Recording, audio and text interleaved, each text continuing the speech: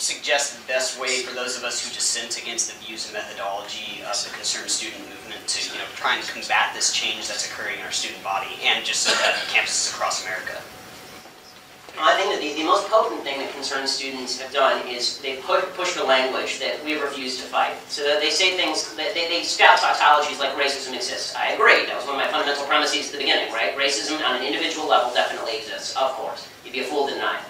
And then they say, okay, well, because there are individuals who are racist, everything is racist. You have to reject the logic. You have to call on them to show evidence. And you need some people with backbone. I mean, really, we now live in a country where the ultimate argument ender is you're a racist, right? This is basically how everybody is silenced. Tim Wolf is a racist. He's a racist. How do we know he's a racist? Because he's a white guy, which is racist. Right? By the way, it is totally incredible to me that Tim Wolf is supposed to be this great beneficiary of white privilege, but your football coach gets paid $3.1 million a year, and is a white guy. Right? He's not a beneficiary of white privilege because he sides with Concerned Student in 1950. Right? He's a good guy, so he's not a white privilege guy, or at least he recognizes his white privilege. But Tim Wolf has to lose his job, right?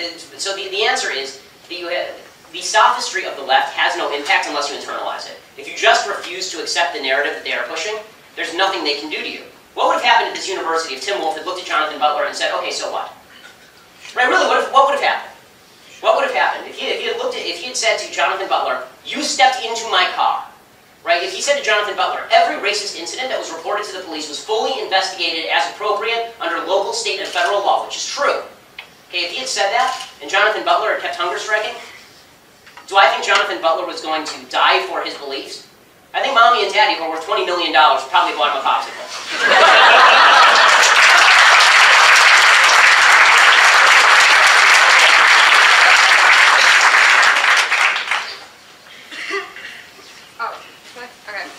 Hi, I'm Olivia. I'm with the Mizzou CRs. I'm doing questions online, so all of these are going to be from Twitter.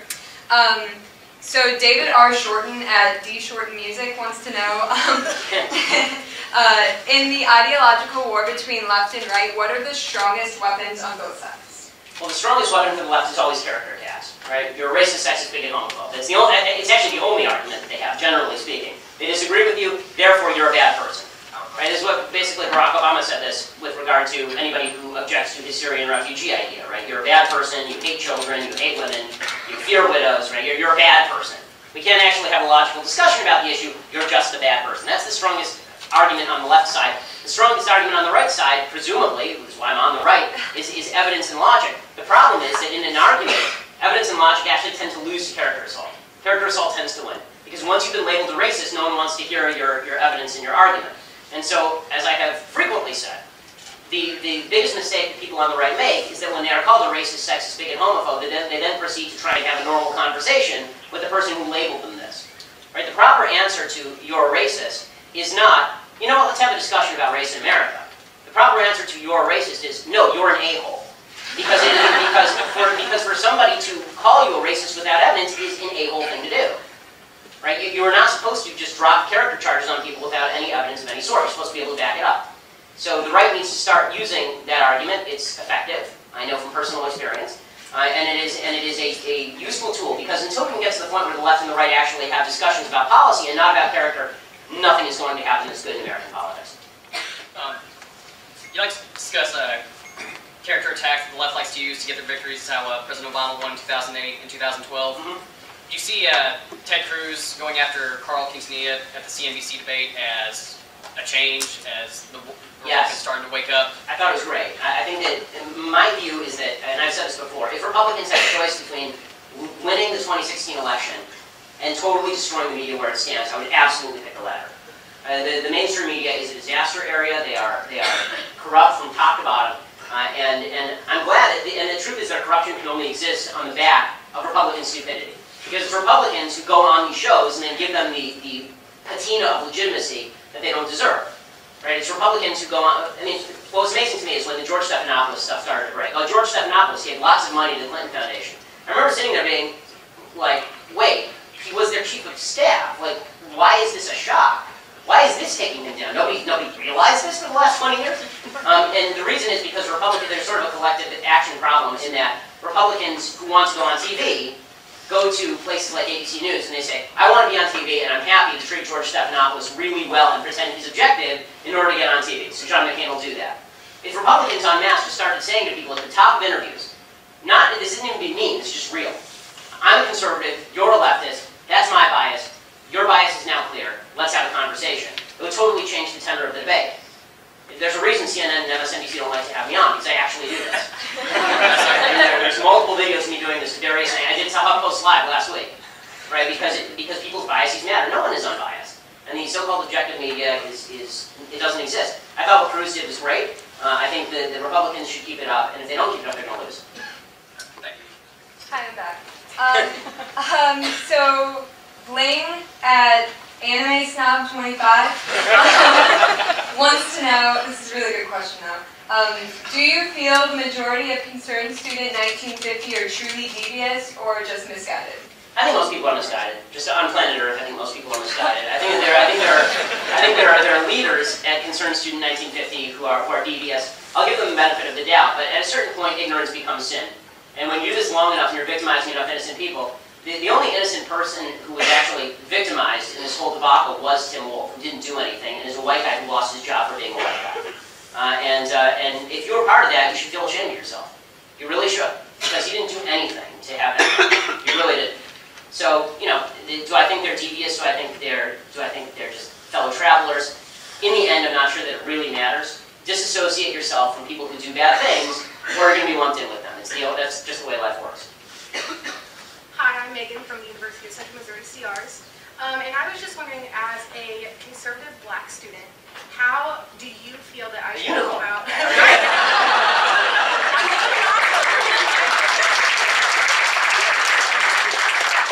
How should I go about voicing my political views and values without being attacked by people who say that I'm not black enough or I don't fit in either way? Yeah, I mean, the racism of the left is truly clear when you talk about black conservatives. I mean, everybody is black enough unless they're Ben Carson, in which case they're not black enough, or Colin Powell, who's a Republican. It was amazing how Colin Powell switched from being not black enough to be the blackest guy on earth the minute that he started supporting President Obama. All the questions just disappeared magically.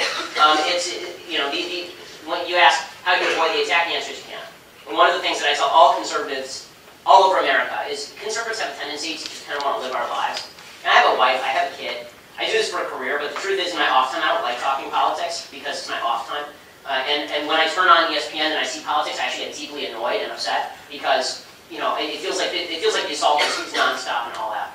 And that's true, I think, for conservatives all over the country.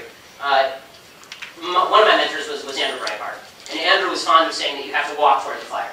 That you just have to embrace it. You have to embrace you're going to be called these names. And there's something deeply empowering about the idea that once you're called the name and it just bounces off of you, it's like you discovered a magic shield. Once someone says that you're not black enough, and you just say, no, you're just completely full of shit, then there's nothing they can do to you. What can they do to you? There's nothing they can do to you. You have to believe it in your own heart. You have to start questioning your own values and your own systems of thought for that to have any impact on you. So, you know, be strong, be a good cheer, and understand that people who are your political enemies are out to get you, and they will get you by any means possible, and they are not honest, and they do say nasty things, but what they have is a weapon that has no power to it. Once you realize that, it's a very, very empowering feeling.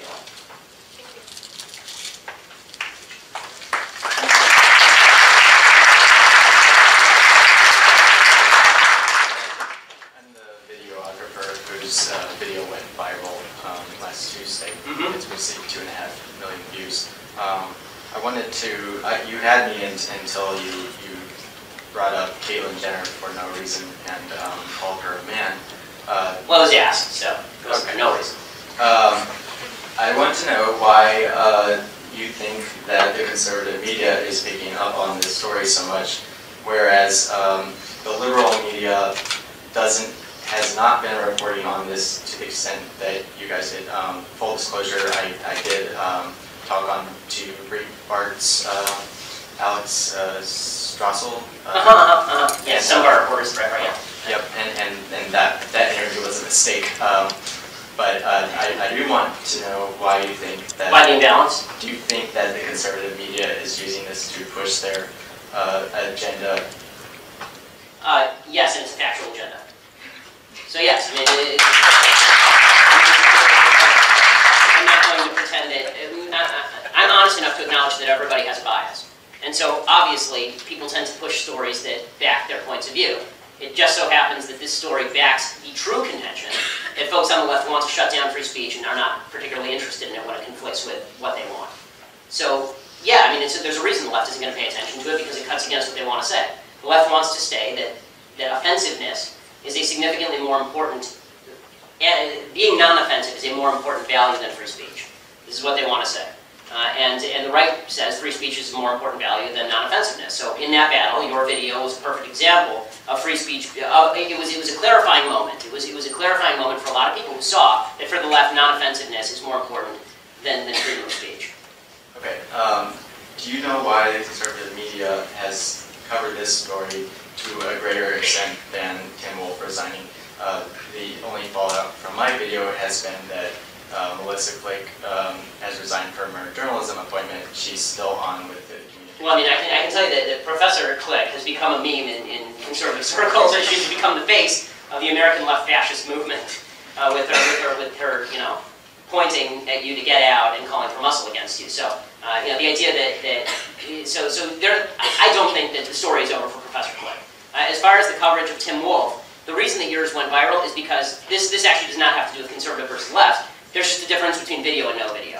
Video is something people can watch, it's something people can share. This is why, folks, if you actually want to make a difference in the world, you all have cell phones, you're all journalists now. Congratulations.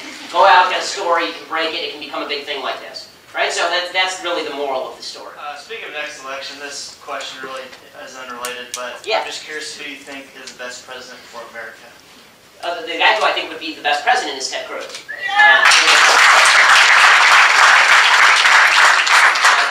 I like a number of the Republican candidates. You know, I like Ted Cruz. I like Marco Rubio. I think he's wrong on immigration. But honestly, I would take a flaming bag of dog pieces over Hillary Clinton. With the football team kind of, you know, boycotting their activities until Wolf resigned, I'm not sure how much of a sports commentator you were. They sound like they're 5-5. Yeah. You know, with their boycott and then Finkel's subsequent endorsement of that, although it wasn't, I believe, like a big impetus in Tim Wolf resigning, what kind of precedent do you think that sets for other, let's just say, revenue-producing groups on campus to basically extort their administration? Yeah, no, so I mean, I've written a column. I think that college sports should basically go the way of Dodover. I don't understand why you're giving academic scholarships to people who have no intention of fulfilling their academic criteria, who see the scholarship as not enough and want to be paid. It's an academic institution. I don't know how these two things got linked. I mean, we all enjoy going to football games, but that's why I pay for NFL Sunday. Right? I mean, this is the idea that taxpayers, especially at state-sponsored universities, at state-sponsored universities, taxpayers are supposed to pay a portion of the salary, that's $3.1 million, in order so they can have a football team for a bunch of people who, again, are going to major in phys ed. It's just, it's nonsensical to me. It doesn't make sense. It's an academic institution, and it demonstrates where the real power base of these universities lies, which is kind of pathetic. Obviously, in the news, there have been a number of racist incidents around campus that have been kind of blown out of proportion by, you know, groups like Concerned Student to, you know, be... It's everybody. It's everybody. Yeah, it's, you know, it's being blown out of proportion to be indicative of this, you know, racist system. I was wondering how much you think the substance abuse culture, which is also just as prevalent on college campuses, I was wondering how much you think that's behind these isolated incidents, and like how, if at all, should we combat that, and what effect? Okay, so I guess the question is, you know, is this all because of drunken lechery? And no, I think that a racist who gets drunk is a racist, and a non-racist who gets drunk doesn't naturally become a racist. I mean, I think racists are racists. I also think that on a university campus of what do you have, 30,000, 35,000 students here? And a campus of this size, it would be shocking if you had no racist incidents across that campus. It's a big crap, and racist incidents happen. The question is, what does the system do about it? And in this case, the system didn't do anything wrong about it. Now, I've been walking to synagogue, and when I walk to synagogue, I'm dressed exactly like I am now. I wear a suit, and I wear my yarmulke. And when I walk to synagogue, you know, I've had incidents where people drive past me in a car and shout anti-Semitic slurs. I didn't call for the mayor of Los Angeles, where I live, to resign. It wasn't his fault. I mean, this is the question is, what does the system do about it? Not, are there individual racists? Of course, there are individual racists. And of course, this is and here's the thing. This is where not only the legal framework, but the cultural framework comes into play, which is, once people do this, if somebody is caught, you know, saying the N-word to a black student on campus, and their name is blown up in the media, the first thing, anytime they Google that person's name, that's the first thing that comes up, and no one wants to hire a racist. There are very severe societal ramifications and penalties for this kind of behavior. And I believe fully in the idea that the culture and the society should punish people who act badly. The idea that the administration is responsible for every little thing that goes on is this godlike view of governments and the administration that I find personally reprehensible. Take responsibility for yourselves and recognize that individuals do bad things, and that's not always the fault of the people in charge. Okay, so this is from Summer at Summer Elizam. She wants to know, has there ever been an experience in which you thought public expression went too far and it should be curbed? Sure. I mean, in terms of should the government come in and prosecute somebody for public expression? I've actually changed my views on this over time. I've become significantly more libertarian over the past 7 years as I've watched the president try to crack down on particular kinds of public expression. Do I think that local communities have the capacity? I do think there's a difference between federal, state, and local. So let me start there. I think that there are two questions. One is the principle of freedom of speech and what would I want in my community, and one is what is in the power of local communities versus federal communities. And these are actually two separate questions. I don't think the federal government should be in the business of regulating speech in pretty much any way. I think that local communities, if my little town doesn't want pornography in my little town, I think my little town has the right to ban pornography. I don't think that the founders died on the fields of battle to protect Hugh Hefner putting out naked ladies. Hi. I would ask what you would say to some of the students who are kind of indifferent about what's going on, maybe not really part of the left or super part of the right either, and just kind of want to get their degree, get a good job, and move on with their lives. Kind of like the gentleman at Dartmouth who just said, when they were chanting Black Lives Matter in the library, he just said, I'm just trying to study for a test tomorrow. Yeah. What would your suggestion be for those students? I mean, my suggestion would be, it's a perfect example of one that you're using. My example would be, well, you're not getting to study, are you? Right? Meaning that you can try to stay apathetic, you can try to stay out of harm's way, you can try to avoid the battle, you can try to maintain your neutrality, you can try to say that I just want to live my life and be left alone. The left will not leave you alone. You are a tool. Okay, for the left, which is in search of utopia, every human being is either a tool or an obstacle. You're either somebody that they can get to ally with them and they can force that, or you're an obstacle to be overcome and to be destroyed. And so, it's the easy answer is always, I'm just trying to study for a test, and I have sympathies. I think all of us in life have other priorities that are higher than politics. The problem is politics and truth. So, if you want to study for that test, and at a certain point you're going to have to say these people are behaving terribly, and they need to get out of the library. Right? Because if you don't do that, you're not going to get to study in the library. And if there are no behavioral standard whatsoever, then there is no safe space for you if there are no behavioral standards. I mean, we live in a common society. There are behavioral standards by which we all abide, and these include not being aggressive in manner for people who have not done anything to you. How do you explain the rise of Donald Trump and how he is still in the front? Okay, so this one is always my favorite question. I've been waiting all the way up. Okay, so the rise of Donald Trump is explained by a couple of factors. The first factor explaining the rise of Donald Trump is that Donald Trump is a hammer in search of a nail, right? And everybody is so annoyed with politics and politicians that we just want to see somebody get hammered. And so Donald Trump, you'll notice, as a hammer in search of a nail, sometimes he hits a puppy, right? Sometimes he hits a glass pane, sometimes he hits a child, and sometimes he hits a nail. And when he hits a nail, it's great. So in the span of the last 4 days, we saw Donald Trump go from a 0 to a 10, right? He did his horrible speech in Iowa, where he was reenacting Ben Carson's stabbing story and taking his belt buckle and moving to the side of the podium and unbuttoning and moving around his belt buckle like a crazy guy. And everybody was going, what is this? And then 2 days later, or the next day actually, the Paris attacks happened, and he goes on national television and he's asked what he wants to do, and he says, I would bomb the shit out of them. And most Americans go, okay, I get that. I'm there. All right.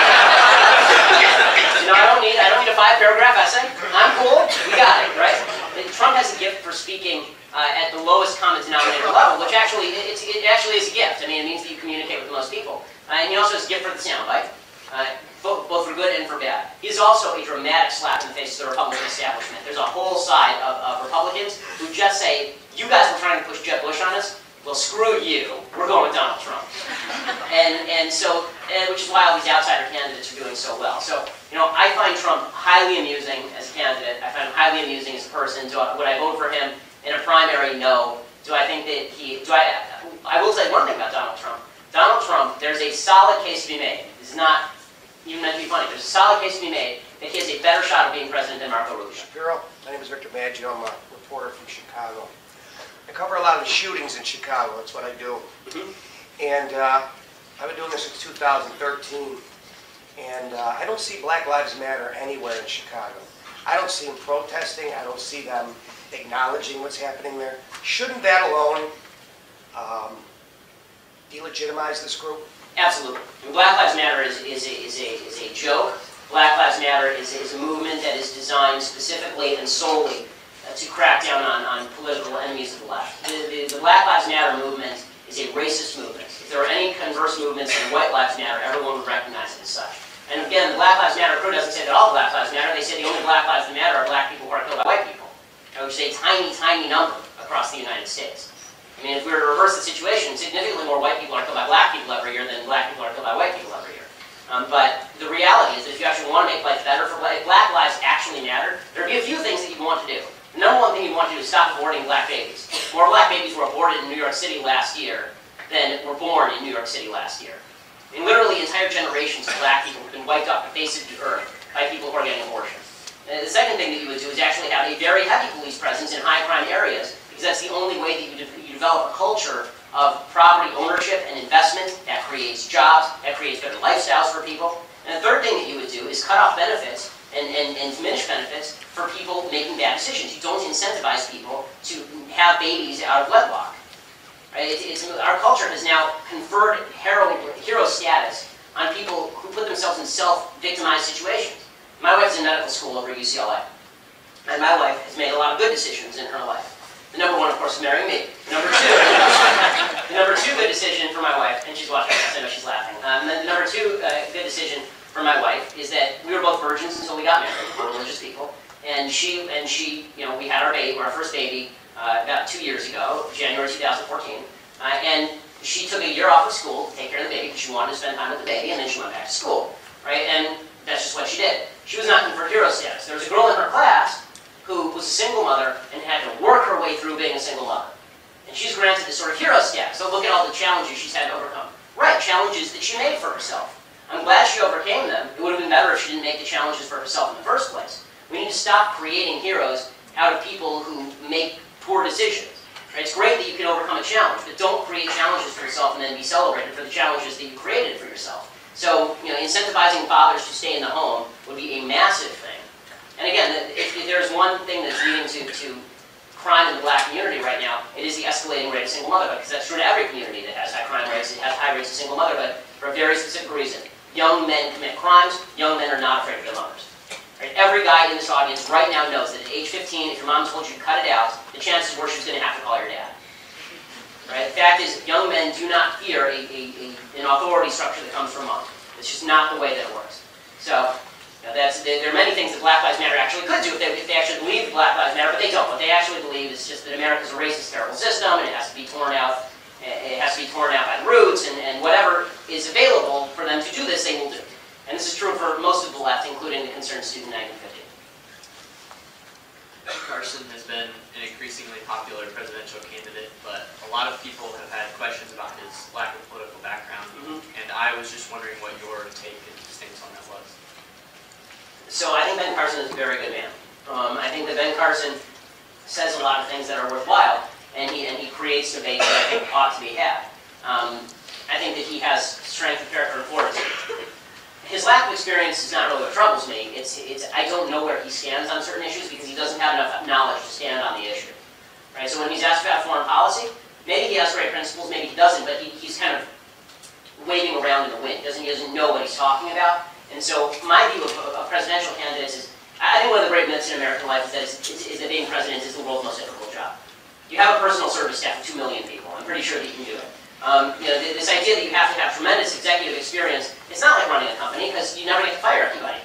They all have government contracts. It really has much more to do, being a good president has much more to do with having a good value system than it does with having tremendous executive experience or tremendous foreign policy experience. I want to know what your values are. So on domestic policy, I know Ben Carson's values, and I like Ben Carson's values, at least the vast majority of them. On foreign policy, I don't know Ben Carson's values, and so I don't know enough to like his values. But values, to me, trump experience every time. It wouldn't bother me that Abraham Lincoln had served a single term in the Illinois Congress before becoming president and losing a Senate race to Stephen Douglas. That doesn't bother me. And and I thought it was a stupid argument that Obama had no experience and therefore he shouldn't be president. I don't think inexperience I don't think inexperience explains the terrible president Obama has been. We've had many inexperienced presidents and none of them have done this kind of damage. Ideology, values explain the terrible president that President Obama has been. He shouldn't have been voted for because of his values, not because he didn't. If he'd sat in the Senate for 7 terms, he would be just as radical and just as bad at his job.